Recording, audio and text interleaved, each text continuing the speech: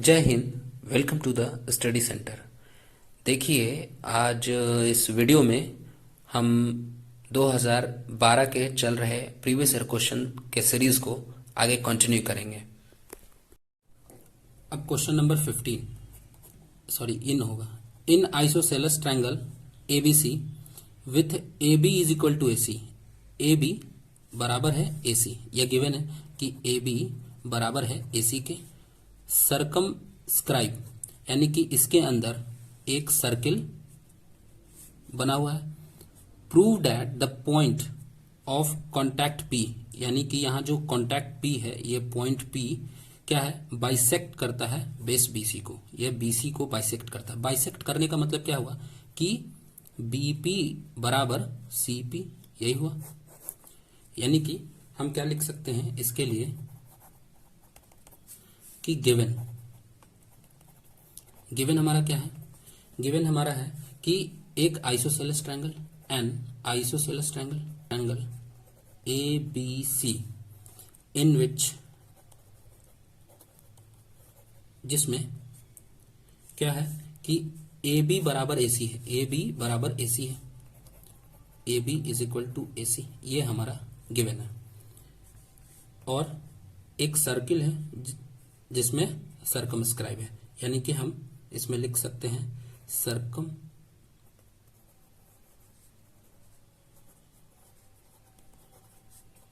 Circumscribing अ circle,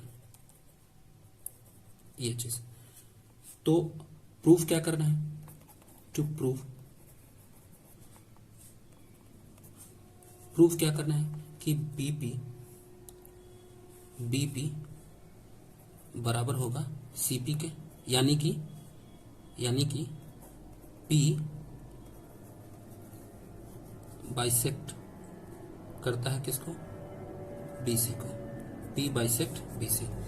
ये proof करना है कि ये बराबर होगा, बीपी बराबर होगा सीपी के, बीपी बराबर होगा सीपी के, यानी कि ये पी जो है बराबर हो गया। इसका मतलब ये पी जो है बीपी और सीपी को बराबर भाग में यह काट रहा है, यानी कि पी जो है हमारा बाइसेक्ट हो जाएगा पीसी का। तो इसका मतलब प्रूफ। तो टू प्रूव का मतलब क्या होता है कि क्या साबित करना है, यानी तो हमको यह साबित करना है, यानी यह बताना है कि पीपी बराबर होगा सीपी के। और प्रूफ का मतलब होता है प्रमाण का, ये कैसे इसके बराबर है इसका हम अब प्रमाण दे रहे हैं, यानी यहां पे हम प्रूफ दे रहे हैं। ठीक है, तो यहां से हम यहां पे ए बी सी सर्किल के बाहर 3 एक्सटर्नल पॉइंट है।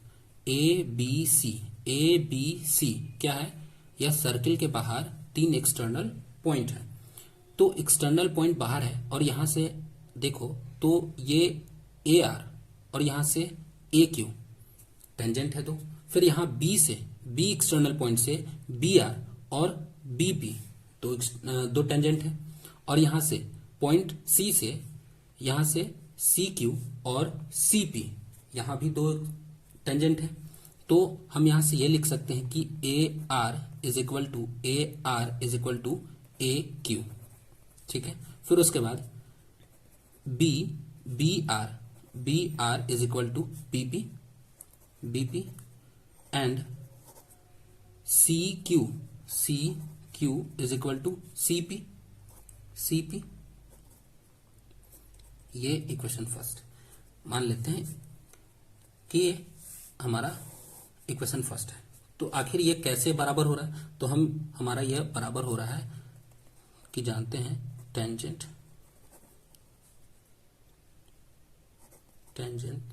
ड्रॉन फ्रॉम एन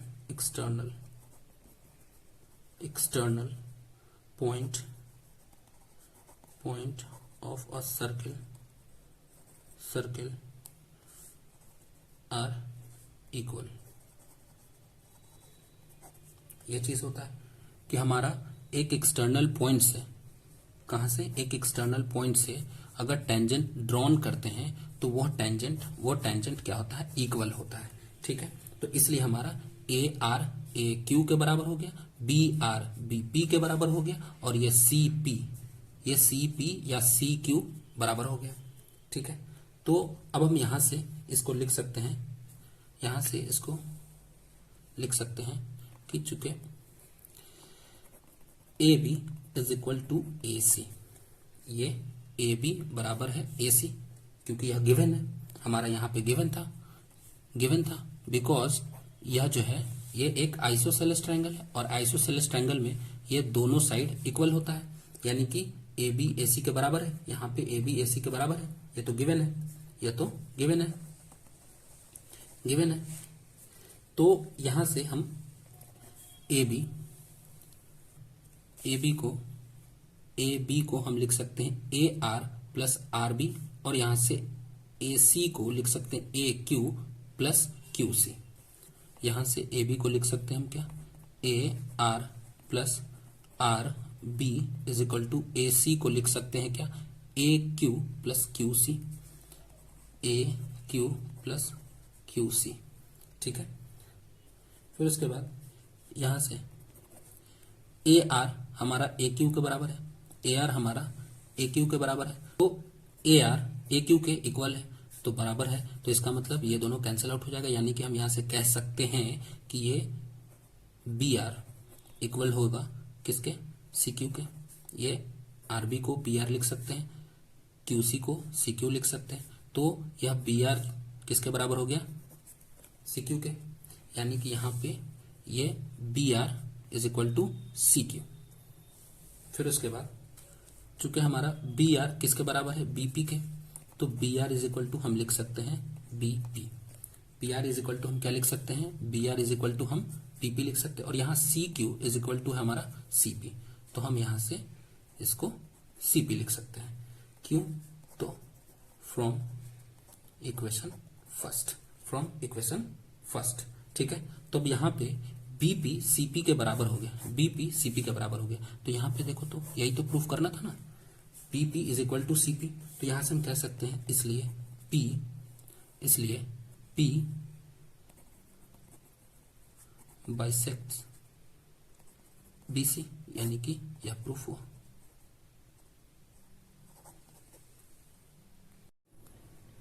अब ये same question 15 number question number 15 का ये और वाला प्रश्न है, यानी कि यह क्वेश्चन 2 मार्क्स का था,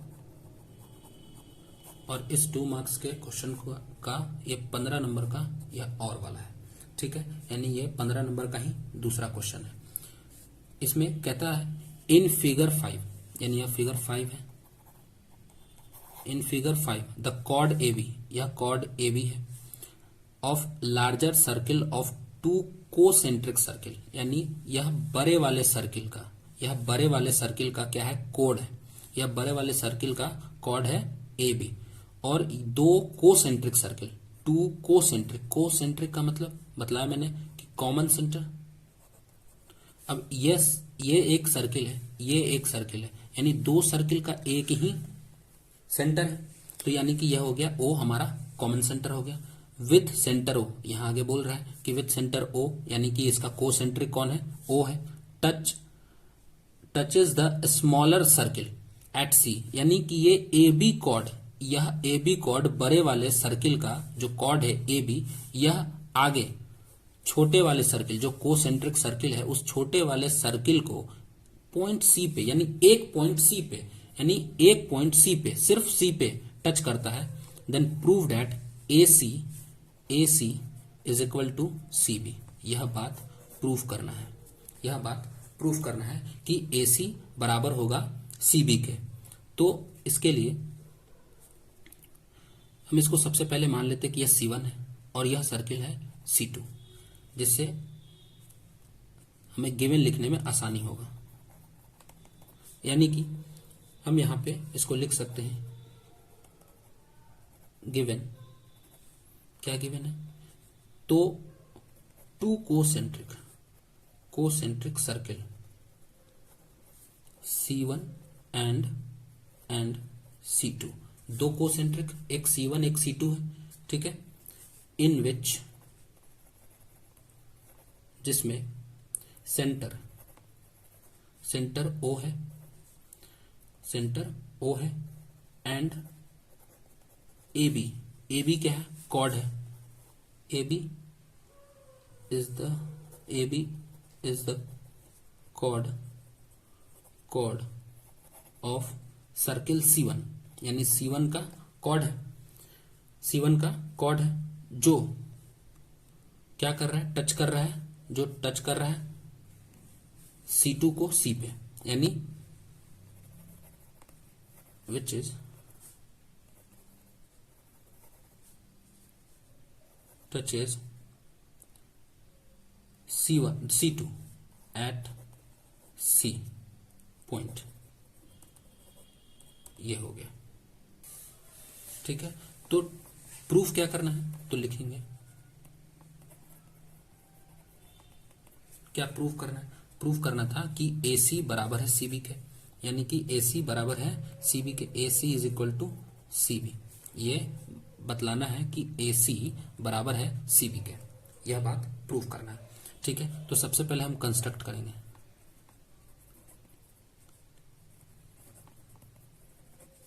क्या करेंगे, कंस्ट्रक्शन, ज्वाइन करेंगे OC, फिर OA एंड OB, यानी कि O को C से ज्वाइन कर देंगे और O को A से ज्वाइन कर देंगे, फिर उसके बाद O को B से ज्वाइन कर देंगे, यानी कि जब इसको ज्वाइन कर देंगे तो यहां से दो ट्रायंगल बनेगा, OAC और OBC, इन दोनों ट्रायंगल का सहारा लेकर के ये बतलाएंगे, यह साबित करेंगे कि AC CB के बराबर है। ठीक है, तो कि आखिर ये दोनों बराबर कैसे है। ठीक है, तो हम यहाँ पे जानते हैं कि ये OC परपेंडिकुलर होगा AB के, क्योंकि यहाँ पे ये जो कोड AB है, यह कॉर्ड AB इस छोटे वाले सर्किल का, बड़े वाले सर्किल का कॉर्ड AB इस छोटे वाले सर्किल का यहाँ पे एक पॉइंट पे टच कर रहा है, यहाँ पे यह कॉर्ड AB छोटे वाले सर्किल के एक पॉइंट पे टच कर रहा है, क्योंकि यहाँ पे कहा है कि touches the smaller circle eight C, यानी C पर टच कर रहा है, AB C पर, यानी एक ही पॉइंट पे टच कर रहा है। एक ही पॉइंट पे टच करने का मतलब क्या हो गया कि यह AB जो है जरूर इसका क्या है, टेंजेंट है। AB जो है छोटे वाले सर्किल C2 का क्या है, टेंजेंट है, और यह C जो है, ये C क्या है, ये C पॉइंट ऑफ कॉन्टैक्ट, या इसी को बोलते हैं टेंजेंसी बोलते हैं। ठीक है, यानी कि एक पॉइंट पे टच कर रहा है, सर्किल के एक पॉइंट पे टच कर रहा है ये AB, तो यह क्या हो गया, यह AB एक हमारा टेंजेंट हो गया, और टेंजेंट पे यह रेडियस ऑलवेज परपेंडिकुलर होता है, यह भी बताया मैंने कि, तो यहां से हम लिख सकते हैं कि OC परपेंडिकुलर होगा AB पे परपेंडिकुलर होगा, क्यों, तो tangent of a circle is perpendicular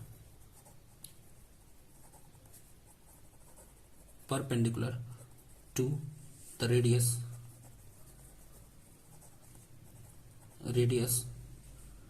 at point of contact. Point of contact पे ऑलवेज यह 90 डिग्री बनाएगा। ठीक है, तो यहां से हम क्या लिख सकते हैं, in triangle AOC and triangle BOC, AOC triangle में और BOC ट्रायंगल में हम यहाँ पे सबसे पहले यह बतलाएंगे कि एंगल ACO बराबर BCO, एंगल BCO, क्योंकि 90 डिग्री, अभी हमने यह बात प्रूफ किया। ठीक है, यह बात बतलाया कि OC परपेंडिकुलर है AB पे, यानी कि ACO 90 डिग्री होगा और BCO भी 90 डिग्री होगा, और यहां से OC बराबर होगा OC के, इस ट्रायंगल में AO ACO में, BCO में, यहां पे OC हमारा क्या है, कॉमन है। अब कॉमन होगा तो जरूर बराबर होगा, ठीक है। एक बात, अब यहां पे AO और BO, AO is equal to BO होगा। क्यों? क्योंकि यह रेडियस है, क्योंकि यह क्या है, रेडियस है, रेडियस ऑफ सेम सर्किल। तो यहां से ये चीज पता चल गया इन दोनों ट्रायंगल में कि ये एंगल 90 डिग्री है। फिर उसके बाद OC यानी यह जो परपेंडिकुलर है यह भी बराबर है, ये परपेंडिकुलर जो है बराबर है, दोनों ट्रायंगल में परपेंडिकुलर बराबर है। और इसका हाइपोटेन्यूस OA और OB यानी या AO और BO यह दोनों बराबर है। क्योंकि दोनों हाइपोटेन्यूस है तो हम यहाँ पे ये कह सकते हैं कि यह triangle AOC is congruent to triangle BOC, ठीक है। तो कौन से क्राइटेरिया से, तो ये होगा RHS, ठीक है। RHS से बराबर हो जाएगा, यानी ये दोनों ट्रायंगल क्या हो जाएंगे, कॉन्ग्रुएंट हो जाएगा। तो हम यहां से कह सकते हैं जब दोनों ट्रायंगल AOC या BOC या दोनों ट्रायंगल कॉन्ग्रुएंट हो गया तो हम कह सकते हैं कि AC बराबर होगा CB के। तो हम यहां से लिख दिए, इसलिए AC बराबर इज इक्वल टू CB, ये लिख सकते हैं, ये बाई CP CT, यानी कि corresponding part of congruent triangle. यानी कि क्रॉसपॉन्डिंग पार्ट का मतलब हो गया कि यह दो ट्रायंगल है, इन दोनों ट्रायंगल का हाइपोटेन्यूस दूसरे वाले ट्रायंगल के हाइपोटेन्यूस से मिलाएंगे, इसका बेस दूसरे वाले ट्रायंगल के बेस से मिलाएंगे, इसका परपेंडिकुलर इस वाले ट्रायंगल का परपेंडिकुलर इस वाले ट्रायंगल के परपेंडिकुलर से मिलाएंगे, ठीक है। यानी कि इसका मिलता जुलता वाला पार्ट जो है कहलाता है क्रॉसपॉन्डिंग पार्ट, ठीक है। तो हमारा यह चीज प्रूफ हो गया, ठीक है, कि AC is equal to CB, ठीक है। Next question number 16, in figure 6, या फिगर 6 है, in figure 6 OABC is a square, OABC यह एक स्क्वायर है, OABC यानी कि OA is equal to OAB is equal to BC is equal to OC, यह चारों साइड इक्वल होगा, ठीक है। ऑफ साइड 7 यानी यह भी 7 सेंटीमीटर का होगा, तो यह भी 7 सेंटीमीटर का होगा, यह भी 7 सेंटीमीटर का होगा, तो यह भी 7 सेंटीमीटर का होगा, ठीक है। If OAPC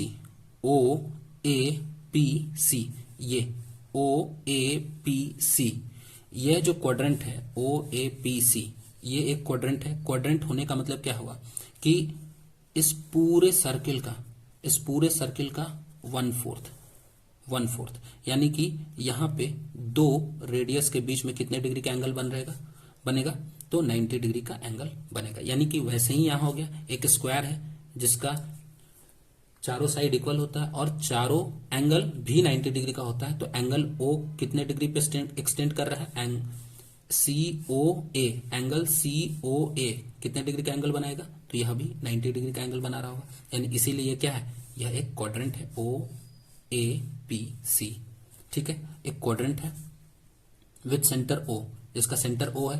then find the area of shaded region, ये है हमारा शेडेड रीजन, ये तो ये शेडेड रीजन है। तो इस शेडेड रीजन का एरिया अगर हम कहते हैं कि यहां से इस स्क्वायर से, ठीक है, मैं कहता हूं कि अगर इस स्क्वायर से इस वाले क्वाड्रेंट का एरिया काट करके हटा लेंगे तो सिर्फ यही बचेगा ना, इस स्क्वायर से इसको काट करके हटा लो तो सिर्फ ये बचेगा शेडेड रीजन। यानी कि हमारा क्या है कि side of square O A B C, A मान लेते हैं, इज इक्वल टू कितना है 7 सेंटीमीटर है, ठीक है। And radius of quadrant O A B C R is equal to, यह भी सेम होगा क्योंकि ये जो साइड है हमारा स्क्वायर का वही रेडियस बन रहा है हमारे क्वाड्रेंट का, ये ठीक है, इसलिए दोनों क्या होगा सेम होगा। तो हम इसका क्या करेंगे, पहले एरिया निकाल लेंगे स्क्वायर का, फिर एरिया निकाल लेंगे क्वाड्रेंट का, फिर उसके बाद दोनों को घटा देंगे तो निकल जाएगा शेडेड रीजन। लेकिन हम यहाँ पे क्या करेंगे, हम डायरेक्ट निकालेंगे एरिया ऑफ शेडेड रीजन,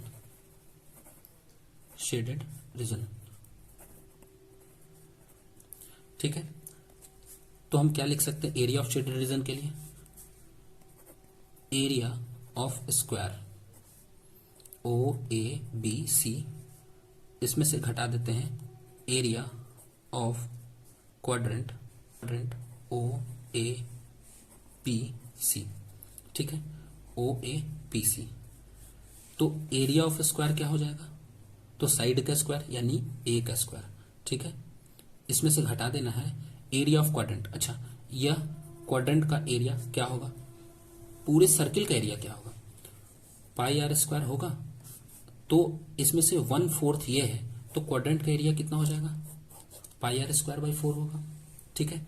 तो यहां पे हम अप्लाई करेंगे पाई आर स्क्वायर बाई 4। तो ए स्क्वायर इज इक्वल टू 7 का स्क्वायर माइनस पाई आर कितना हमारा 7 है, तो 7 का स्क्वायर बाई 4। यहां पे भी 7 का स्क्वायर, यहां पे भी 7 का स्क्वायर, दोनों 7 के स्क्वायर को अगर हम कॉमन निकाल ले, यहां से 7 का स्क्वायर अगर कॉमन निकाल ले तो यहां से बचेगा 1 बाई पाई का वैल्यू 22/7 गुना 4, ये होगा हमारे पास। फिर उसके बाद 7 का स्क्वायर और यहां से 1 बाई 1 माइनस 22/28, तो यहां से 49, ये इसको अगर करते हैं 28 में से 22 आएगा 6/28, 7 7 7 चौको, ये 3 बार में, ये 2 बार में, 2 से, ठीक है। फिर उसके बाद यहां पे ये बचेगा 7 × 3/2 सेंटीमीटर स्क्वायर, यानी कि 21/2 सेंटीमीटर स्क्वायर, ये हो गया हमारा आंसर। या इसी को लिख सकते हैं 21 का आधा 10.5 सेंटीमीटर स्क्वायर, ये हो गया हमारा आंसर क्वेश्चन नंबर 16 का, ठीक है। वीडियो कैसा लगा कमेंट करके जरूर बताएं, और आपने मुझे इतना समय दिया इसके लिए धन्यवाद।